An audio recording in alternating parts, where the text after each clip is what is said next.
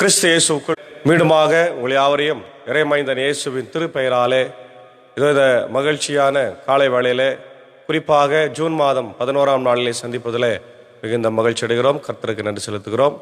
இந்த காலை நேர இறை தியானத்தை ஆரம்பிக்கலாம். நமது ஆரம்பம் பிதா குமாரன் பரிசுத்தாவியின் திரியேக நாமத்தில் உள்ளது.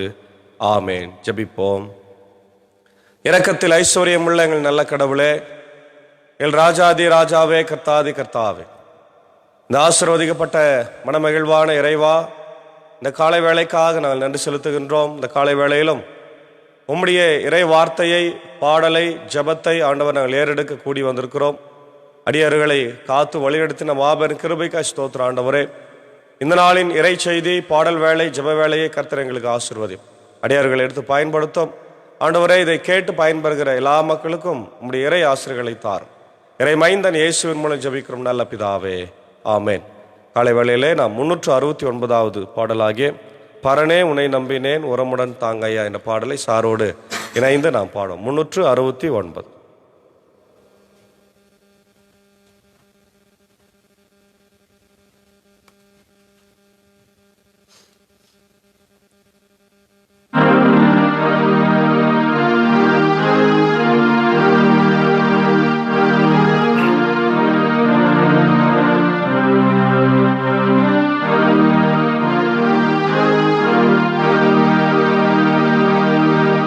பரனே உன்னை நம்பினேன்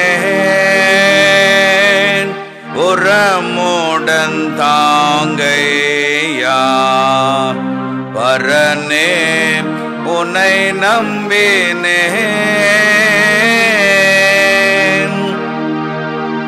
அருள் தருவாயே, அகம் வருவாயே.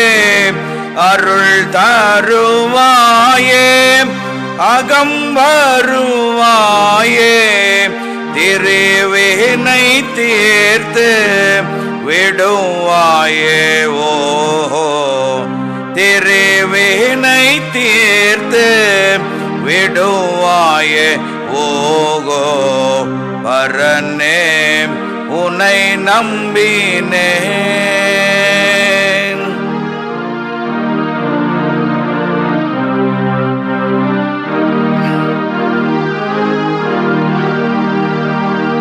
மாநில மீது வரும் பலன் ஏது?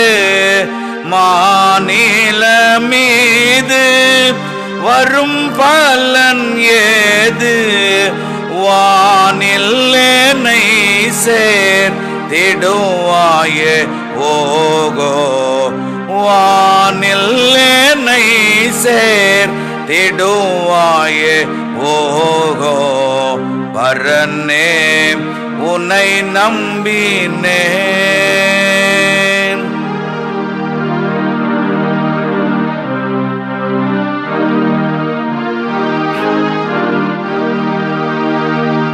அலகையை ஜெயித்தாய், அதின் தீரன் அழித்தாய். அலகையை ஜெயித்தாய், அதின் தீரன் அழித்தாய்.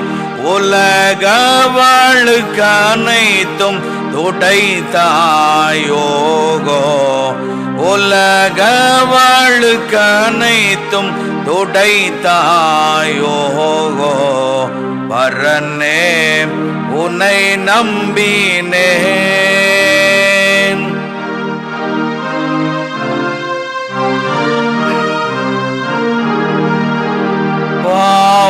பாவிகட்காக பரனே நீர் சாக. பாவிகட்காக பரனே நீர் சாக. ஓ உலகில் வந்த தற்காக. ஓஹோ, உலகில் வந்த தற்காக. ஓகோ, பரனே உன்னை நம்பினேன்.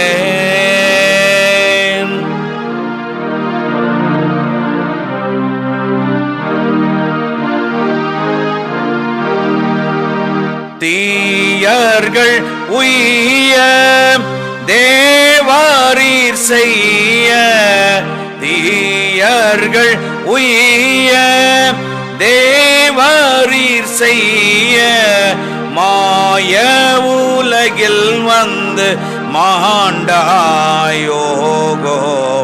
மாய உலகில் வந்து மாண்டாயோகோ, பரனே உனை நம்பினேன்.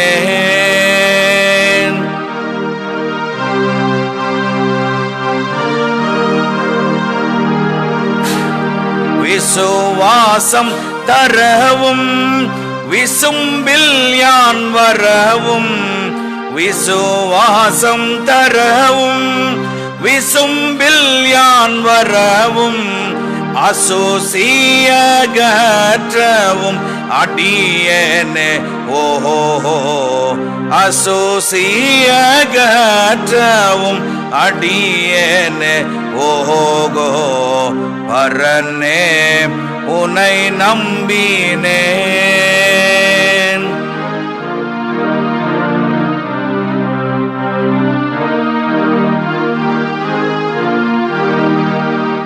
அங்கத்தில் நோயும் ஆன்மாவில் பேயும், அங்கத்தில் நோயும் ஆன்மாவில் பேயும், பங்கப்படுத்தவே பார்க்கிறதே ஓ, பங்கப்படுத்தவே பார்க்கிறதே ஓ, பரனே உனை நம்பினேன். உரமுடன் தாங்கையா பரனே உனை நம்பினேன்.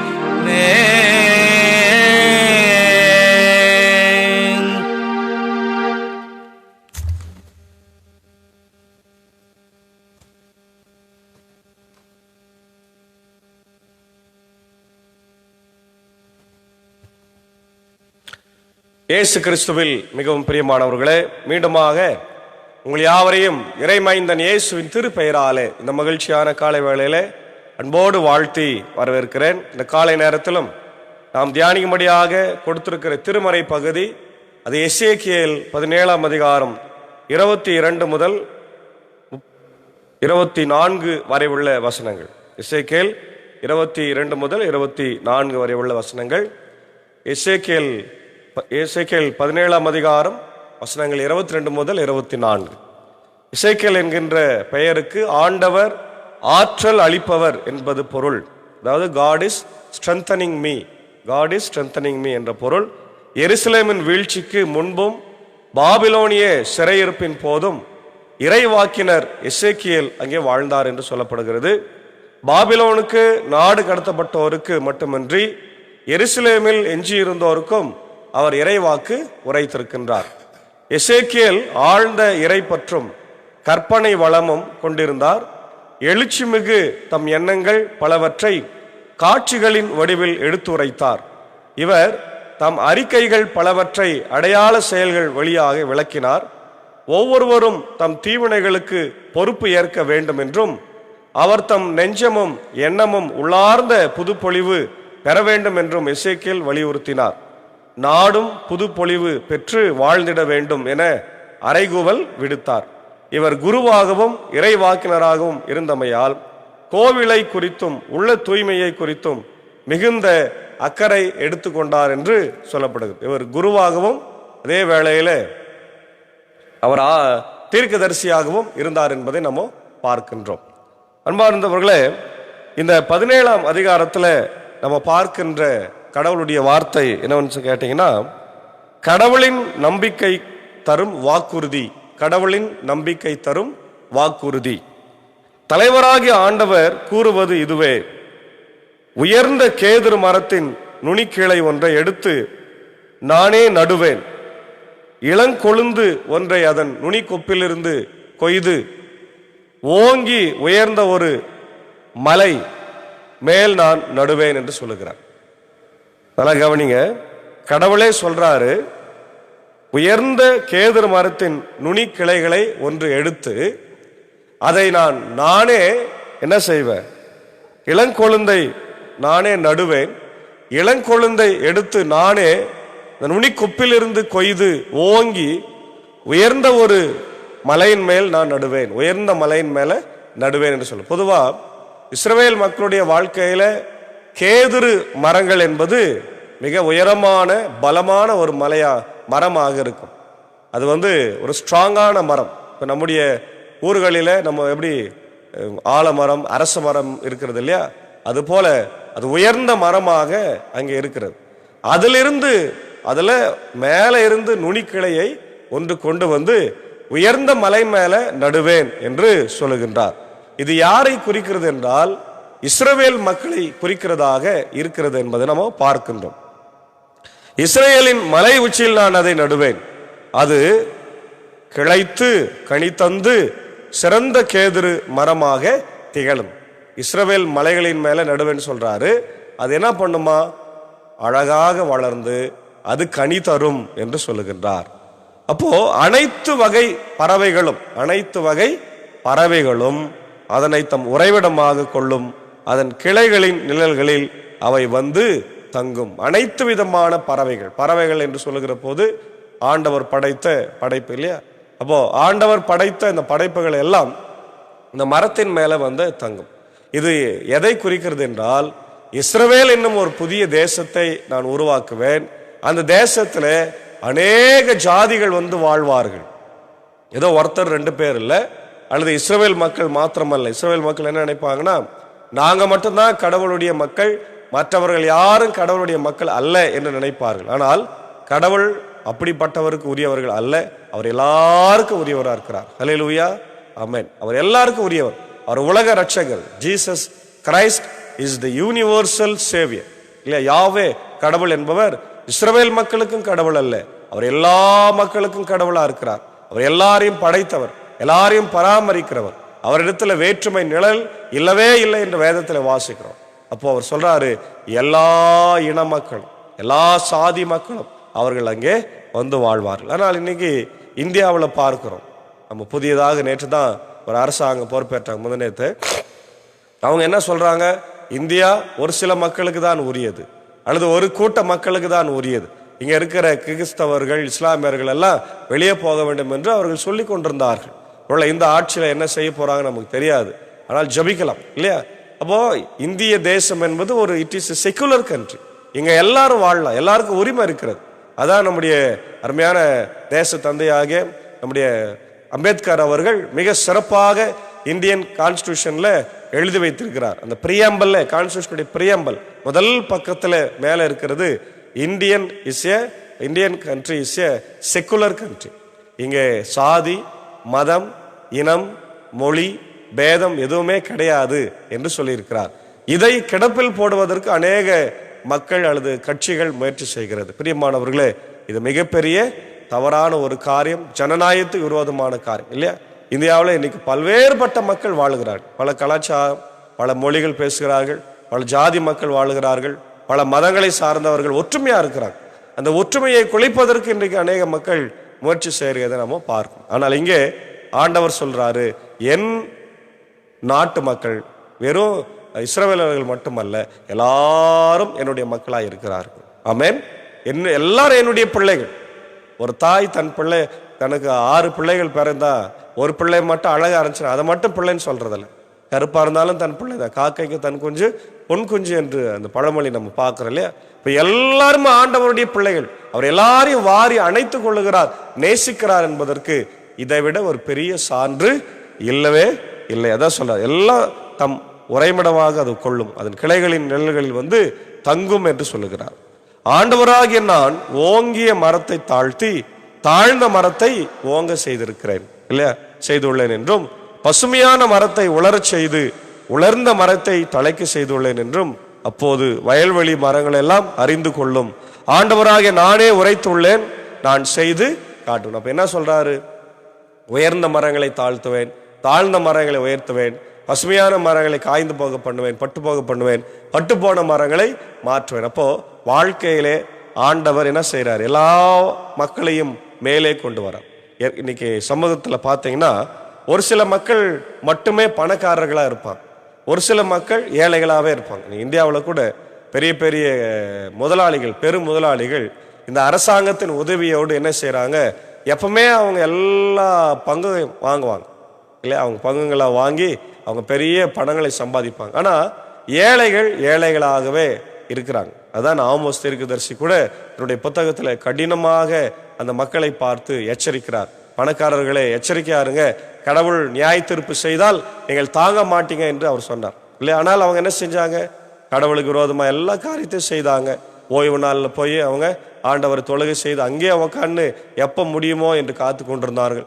முடிந்த உடனே ஊழல் செய்தாங்க, அக்கிரமம் செய்தாங்க, எடைகளிலே ஊழல் செய்தாங்க, கலப்படம் செய்தாங்க, ஏழைகளை ஒரு ஜோடி செருப்பு விற்று போட்டார்கள் இல்லையா. அதே போல கோடை காலத்தில் ஒரு வீடு, குளிர்காலத்தில் ஒரு வீடு, மஞ்சங்களிலே பெண்களோடு இருந்தார்கள். இதெல்லாம் ஆமோஸ் கடுமையாக எதிர்க்கிறார். காரணம், பணம் இருந்தால் எதனாலும் செய்யலாம் அப்படின்னு சொல்லுகின்ற மக்களாக இருந்தாங்க. ஆனால் கடவுள் அவளை எச்சரித்து தீர்ப்பு செய்கிறார். அதே போலதான் இங்கே சொல்றாரு, நான் உயர்ந்த மரங்களை தாழ்த்துவேன், தாழ்ந்த மரங்களை உயர்த்துவேன், பசுமையான மரங்களை பட்டு போக பண்ணுவேன், பட்டு போன மரங்களை நான் மாற்றேன். அப்படின்னா ஆண்டவர் அழிப்பவர் அல்ல, வாழ்வு இல்லாதவர்களுக்கு வாழ்வு தருகிறவர். அல்லேலூயா. வாழ்வு இல்லாதவர்களுக்கு வாழ்வு கொடுக்கிறவர். ஏற்கனவே பணக்காரங்களா இருக்கிறியா, நீ இன்னும் கொஞ்ச நாள் ஏழையா வாழ்ந்துட்டு போ, அப்போதான் ஏழைகளுடைய கஷ்டம் உனக்கு தெரியும் என்று சொல்லுகின்ற ஒரு பகுதியாகவே இந்த பகுதி நம்ம பார்க்கிறோம். அதனால்தான் இந்த பகுதியில் ஆண்டவர் அவங்களுக்கு நம்பிக்கையின் வாக்கு என்று சொல்லப்படுகிற ஒரு வாக்கை நமக்கு தருகிறார். பிரியமானவர்களே, இந்த காலை வேளையிலே நம்ம கூட ஆண்டவருடைய பிள்ளைகளா இருக்கலாம், அவருடைய ஆசீர்வாதத்தை நாம் பெற்றிருக்கிறோம். ஆனால் இன்னைக்கு மற்றவர்களை நாம் எப்படி பார்க்கிறோம்? மற்றவர்கள் ஆண்டவருடைய பிள்ளைகள் என்பதை பார்க்கிறோமா, அல்லது நான் மட்டும்தான் ஆண்டவருடைய பிள்ளை என்பதை சுயநலமாக நம்ம யோசித்துக் கொண்டிருக்கிறோமா? பாருங்க, எல்லாரும் ஆண்டவருடைய பரலோகத்துல பிரவேசிக்க வேண்டும் இல்லையா. மத்தேயு சுவிசேஷத்துல ஆண்டவர் சொல்றாரு, எங்க தெரிந்து கொள்ளப்பட்ட மக்கள் சிலர் இல்லையா, அழைக்கப்பட்டவர்கள் அநேகர், தெரிந்து கொள்ளப்பட்டவர்கள் சிலர். அப்போ கிழக்கில இருந்தும் மேற்கில இருந்தும் வடக்கில இருந்தும் தெற்கில இருந்தும் நிறைய கூட்ட மக்கள் பரலோகத்துக்கு வருவாங்களாம். ஆனால் அழைக்கப்பட்ட இஸ்ரவேல் மக்கள் மட்டும் வர முடியாது. அவங்க சொல்லுவாங்க, ஆண்டவரே ஆண்டவரே என்று. அப்போ ஆண்டவர் சொல்வாரு, நீங்க என்னை விட்டு அகன்று போங்கள், அக்கிரம செய்கைக்காரரே, நீங்கள் யாரே என்று எனக்கு தெரியாது, யாரோ எனக்கு தெரியவே போப்பான்னு சொல்லிடுறேன். காரணம் என்னன்னா, வாழுகிற போதும் ஒழுங்கா வாழல, ஆண்டவருடைய சித்தத்தை செய்யல, கற்பனைகள் கீழ்ப்படியில, பரலோகத்துக்கு போகிற போது கூட அவள் ஆண்டவருடைய பிள்ளைகளா இல்லாம இருக்கிற ஒரு சூழ்நிலை. அதனால்தான் ஆண்டவர் இன்றைக்கு நம்மை பார்த்து எச்சரிக்கின்றவராக இருக்கிறார். ஆகவே தேவனுடைய பிள்ளைகளை இந்த காலை வேளையில நாமும் ஆண்டவருடைய குடும்பத்தார், நாமும் ஆண்டவருடைய பரலோக வாழ்க்கைக்கு ஆயத்தமா இருக்கணும். அப்படியே பரலோக ராஜ்யம் இந்த உலகத்துல கட்டப்பட்டு கொண்டிருக்கிறது. அது திருச்சபையின் வழியாய் கட்டப்படுகிறது, இன்னைக்கு ஸ்தாபனங்களின் வழியாய் கட்டப்படுகிறது. பள்ளிக்கூடங்கள், சிறப்பு பள்ளிக்கூடங்கள் இல்லையா, மருத்துவமனைகள், இவையெல்லாமே ஆண்டவருடைய பரலோக ராஜ்யத்தை இந்த உலகத்துல கட்டப்படுவதற்கான ஒரு அடையாளங்களா இருக்கிறது. ஆனா நம்ம என்ன செய்யறோம், இதையெல்லாம் நம்முடைய கைகளினாலே, கரங்களினாலே, நம்முடைய வாழ்க்கையினாலே நம்ம ஒன்றுமில்லாமல் ஆக்கிவிட்டு, உடைத்து எரிந்து விட்டு, நான் மட்டும் வாழ்ந்தால் போதும் என்று சுயநலத்தோடு இருக்கிறோம். பிரியமானவர்களே, இந்த சுயநலத்தை விட்டு விட்டு ஆண்டவருடைய அந்த அழகான மரம் என்பது பல்வேறு பறவைகளை கொண்டு உள்ளது. அது எல்லா பறவைகளுக்கும் அடைக்கலமா இருக்கிறது.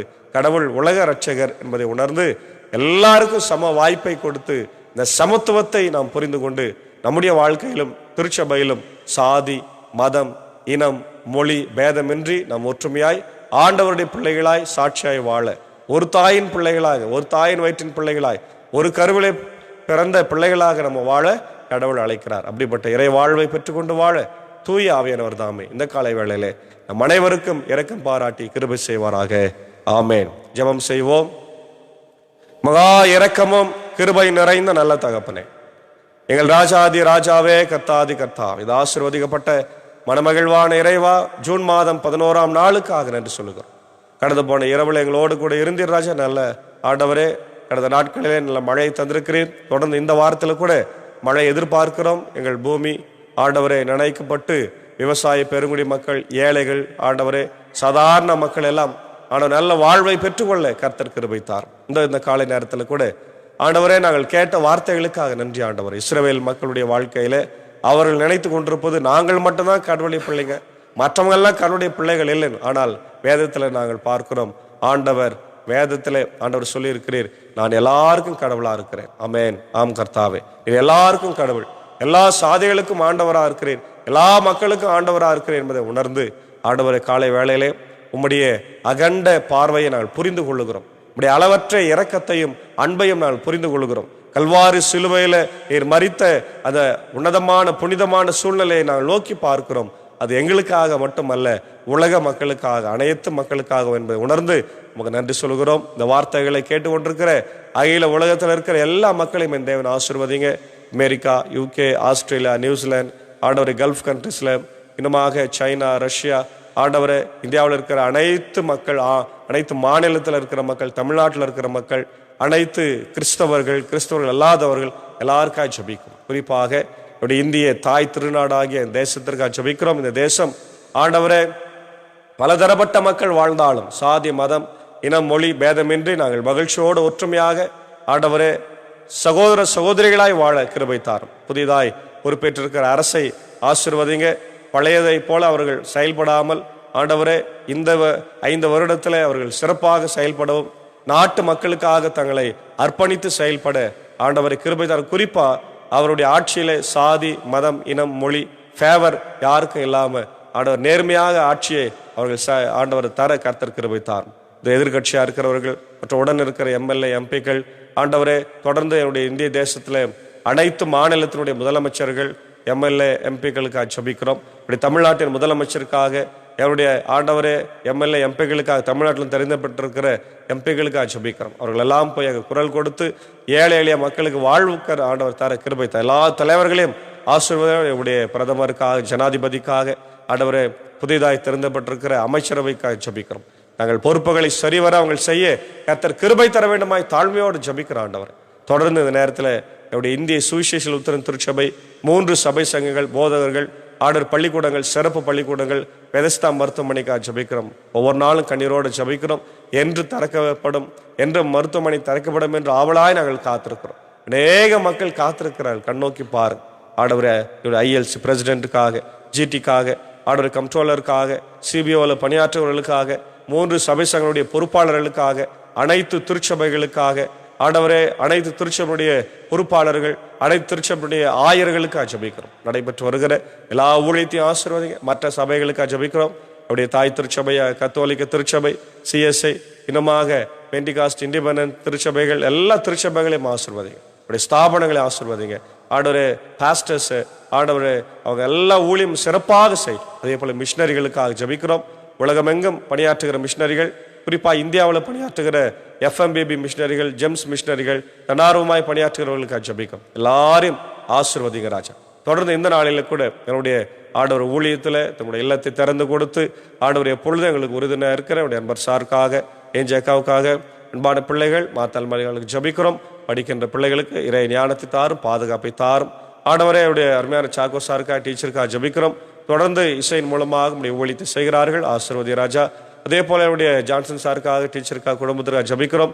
இது அநேக மக்கள் யூடியூப்ல அவர்கள் ஆண்டவர் பார்க்கிற நேரங்களிலே பார்க்கும்படியான ஆண்டவரை காரியங்களை செய்கிறார். அவரையும் ஆசீர்வதிங்க. ஆண்டவர் தொடர்ந்து அடியேன் பணியாற்றுகிற பாப்பனப்பள்ளி போதக வட்டத்திற்காக ஜெபிக்கிறோம். குறிப்பாய் பாப்பனப்பள்ளி திருச்சபைக்காக ஜெபிக்கிறோம்.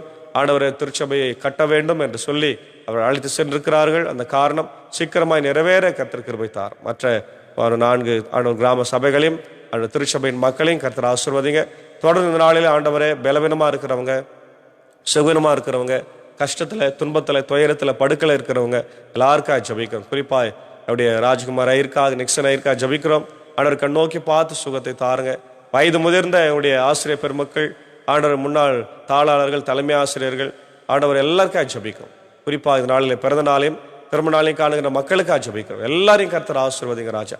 தொடர்ந்து முடிய இறை பிரசன்னம் இந்த நாளில் அனைவரோடும் தங்கியிருக்க வேண்டுமா ஜெபிக்கிறோம்.